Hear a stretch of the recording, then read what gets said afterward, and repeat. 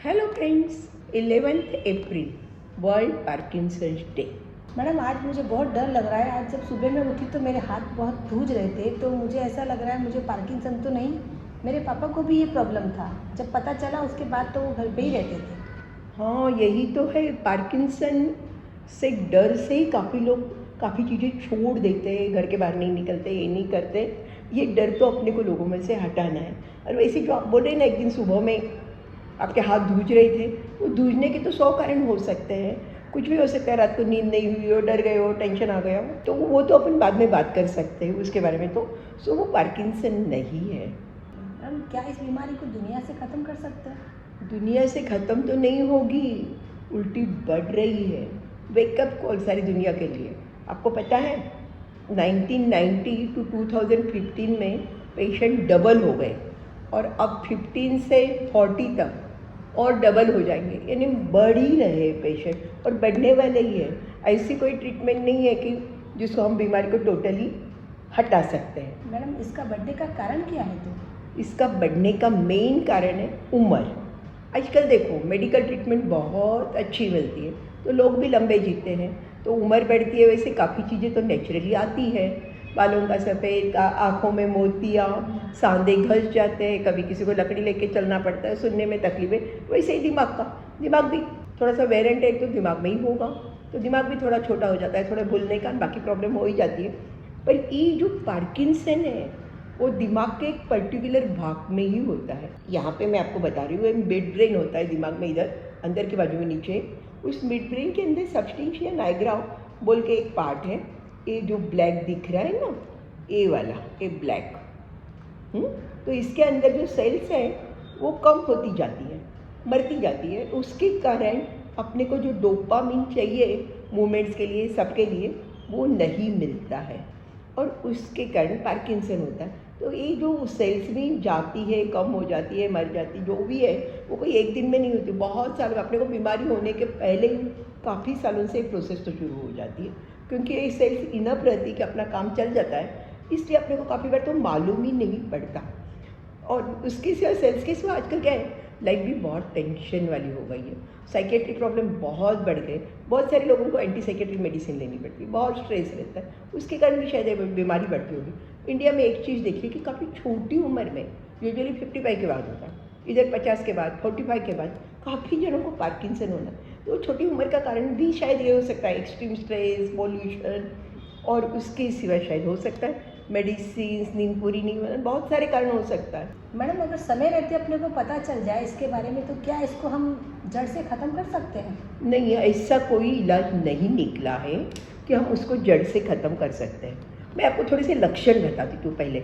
इस बीमारी के जो लक्षण है ना, आपने धुजारी बोला था, पर उसकी धुजारी एक टिपिकल होती है, ऐसे पिल रोलिंग मूवमेंट बोलते हैं, बराबर।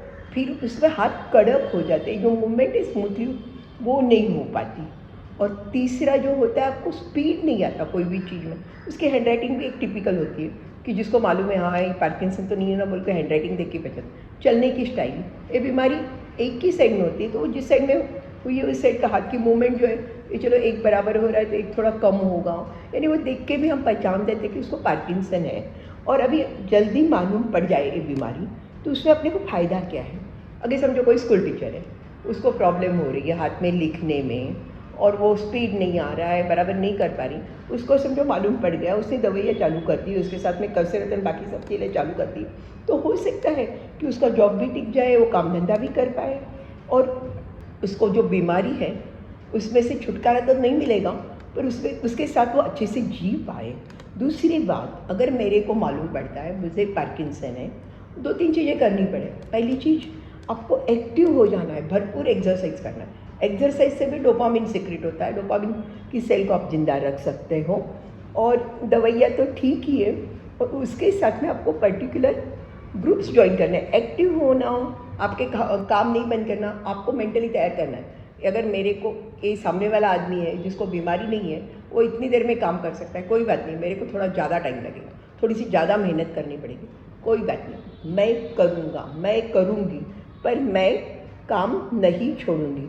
फिर कारण, अगर आप जितना ज़्यादा काम करोगे, नई नई एक्टिविटीज़ करोगे, क्या होता है दिमाग में और हर जगह पे नए नए जोड़ान तैयार हो जाते हैं, वायर्स नए नए कनेक्ट कर देती है साइनेप्स के साथ, और उसके कारण भी शायद आपको बीमारी रोकने में फ़ायदा होता है।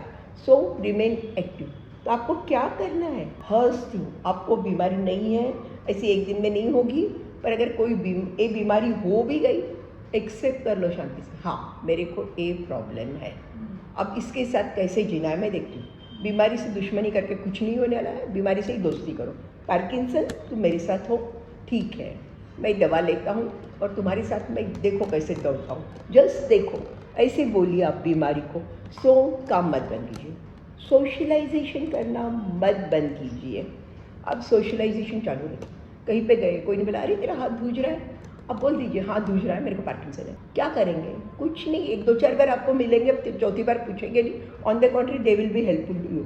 सो बीमारी एक्सेप्ट कर लीजिए, प्रॉब्लम एक्सेप्ट कर लीजिए, सोशलाइजेशन करते रहिए।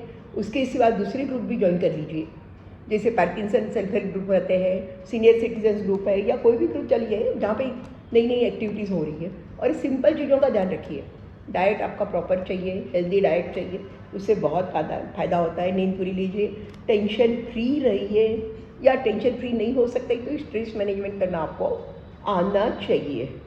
सो आप सोशलाइजेशन नहीं बंद करना है, ग्रुप ज्वाइन करना है और एक्टिविटीज़ करनी है। आप साइकिलिंग कर सकते हो, स्विमिंग कर सकते हो, जॉगिंग कर सकते हो, जो होता है सब करो, डांसिंग करो, सिंगिंग करो, स्पीकिंग करो, चाहिए तो आप सभी जो आपके जो पेशेंट होंगे उनके सामने जाके स्पीच दो, कोई बात नहीं है, मोटिवेशनल स्पीकर बन जाओ उनके लिए। सो मेरा एक ही एडवाइस है आप सब लोगों को, एक्सेप्ट द प्रॉब्लम एंड उसके बाद में बोलो कोई बात नहीं, मेरे को बीमारी है, रहने दो, मैं कर सकता हूँ, मैं कर सकती हूँ, मैं करूँगी, मैं एक्टिव रहूँगी, एक्सरसाइज करूँगी, सब करूँगी, सब जगह जाऊँगी। उतना आपने नक्की कर लिया, एस कोई प्रॉब्लम नहीं है। Thank you.